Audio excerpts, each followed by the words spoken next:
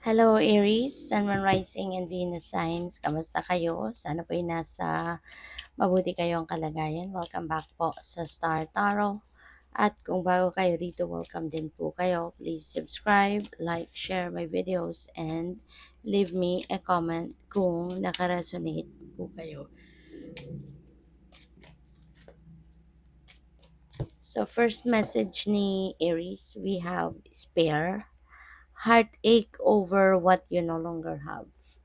Ayan. So, pwedeng ano to, um, parang hindi pa siguro kayo nakaka-recover, hindi pa kayo nakakapag-move on from something or from someone, no, na pupuwedeng, nawala sa buhay ninyo, you know? This could be a person, 'di ba? Wala na sa buhay mo pero baka iniiyakan mo pa, hindi mo pa siguro tanggap ang nangyari, or this could be something, 'di ba, that you have lost na yun nga, baka hindi rin kasi puwedeng hindi ka rin ready for this na mawala ito sa buhay mo, 'di ba? Kaya ngayon kahit wala na, hindi mo pa rin parang hindi mo pa rin matanggap, hindi ka pa rin nakakapag, move on, from something, 'no?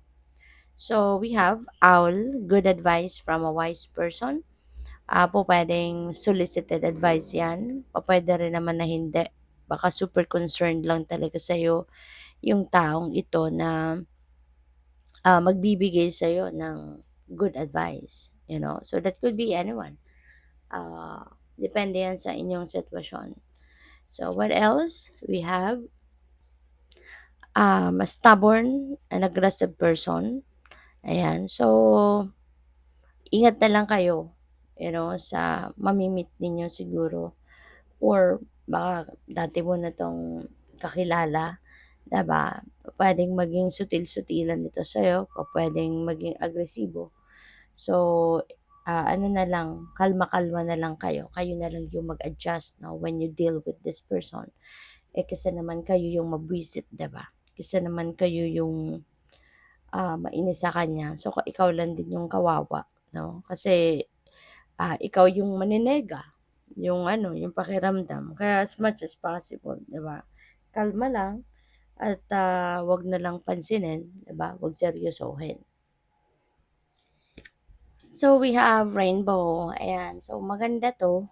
This is a good sign na sabi dito the most difficult part of a situation is over.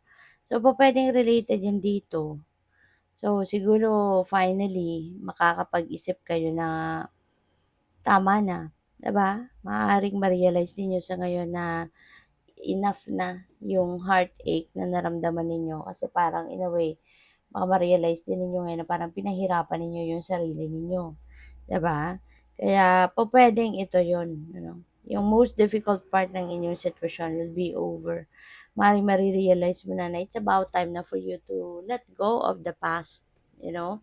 Baka maiisip mo na sa ngayon na it's better if you are going to focus on the now or focus on what is going to be the next move ninyo, ano mga next plan ninyo, rather than balik-balikan, no, kung ano yung inyong nakaraan.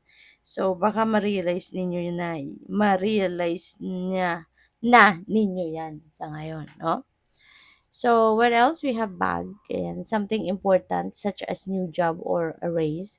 So, this is good, no? Lalo-lalo na pagdating sa money, career, and finances, 'di ba? Kasi po pwedeng may promotion din dito, o pwedeng may bagong posisyon sa trabaho na magkakaroon kayo ng additional money, additional na income, ganyan, bagong posisyon na baka, alam mo yun, very important para sa'yo kasi baka ito ay, kunyari, baka pinangarap mo yan, yung ganun ba? So, what else? We have Vine, seek out information that will help you. Ayan. So, seek out information that will help you. Kung kailangan mo ng mas marami pang impormasyon, mas marami pang, baka kailangan mo ng mas marami pang impormasyon or kailangan mo ng inspiration, 'di ba? So, yun, maaari na o puwede kang makahingi niyan 'no, sa ibang tao, makapagtanong-tanong, yung gano'n. Mag-gather ka pa ng mas maraming impormasyon, ganyan. So, what else? We have mule, someone is extremely stubborn and unwilling to change. Ayan. So, may stubborn tayo, ayan 'no, may stubborn and aggressive person energy. So, baka ito siya, 'no, baka iisang tao lang 'yan makadikit halos, 'di ba, yung ano niya, yung card niya. Kaya maaaring matindi 'no, yung pagiging ano nito, stubborn ng taong ito. So, pupuwedeng mabwisit ka dito sa taong ito. So, sana 'di ba, 'wag kang papadala sa emosyon, kasi ikaw lang din diyan ang talo, Aries.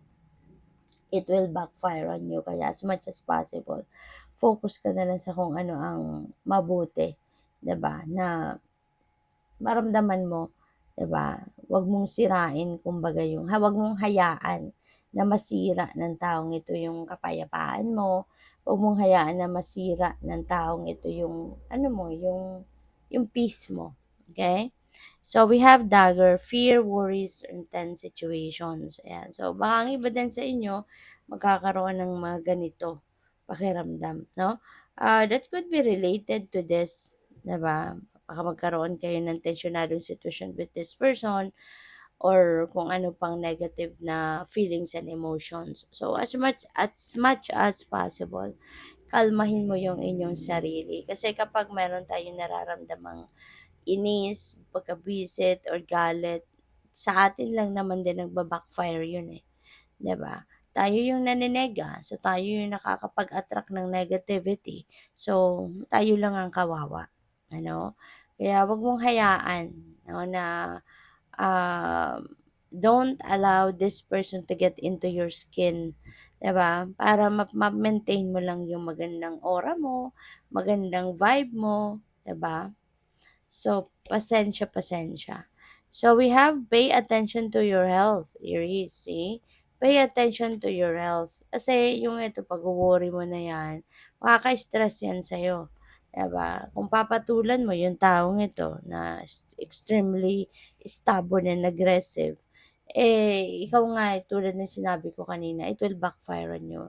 Ikaw lang yung magiging kawawa dyan. Kasi ikaw lang yung mai-stress, ikaw yung sasama ng loob, ikaw sasakit ng ulo, 'di ba?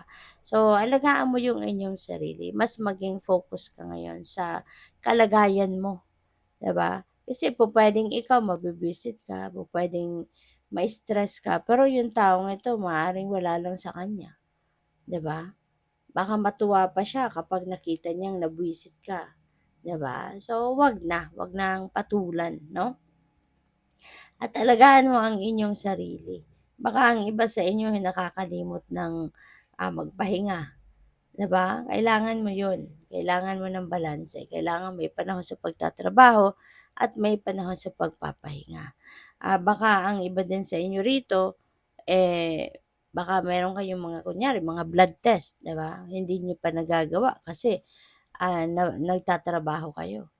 Mas napa-prioritize ninyo yung pagtatrabaho, hindi maisingit yung pagpapa-blood test, 'di ba? So, yung mga gano'n ba? So, alagaan ninyo ang inyong kalusugan kasi health is wealth. So, we have arrow, you are on the right path regarding some aspect of your life. Ayan, baka sagot din ito sa inyo. Baka meron kayong dasal, nagtatanong kayo kung nasa tama kayong daan or nasa tamang diskarte ninyo, ganyan. So, yun. Maaring kasagutan nito sa inyo. So, we have whale, great worry over nothing. Sobra kayo nag-aalala, 'di ba? Pero hindi naman dapat. Kasi nga, dapat, 'di ba, yung mga worries na yan, tinatanggal na natin sa sarili natin. It's better if we lift all our worries and stress, no, to God. Allow God to help you lighten your burden, 'di ba? Huwag mong alalahanin kasi nag-aalala ka dito because it's not under your control kaya ka nagwo-worry. Otherwise, kung kontrolado mo yung sitwasyon, hindi ka na magwo-worry kasi magagawan mo ng paraan, 'di ba? Pero hindi hindi po puwede na ikaw ay magwo-worry at magwo-worry or hindi mo naman kontrolado ang sitwasyon, 'di ba? So, ialay natin yan sa divine universe. Kasi siya yung merong control. So, we have tulip, great passion. Pwedeng passion mo to sa ano mo, sa person mo, sa relationship ninyo. Or pwedeng passion mo to sa kung anumang bagay. 'Di ba? Sa mga hobbies mo, ganyan. Baka mas ngayon magpapakita ka, mag-express ka ng passion mo sa mga ginagawa mo. So, good luck. Thank you for watching. Love and light. Namaste.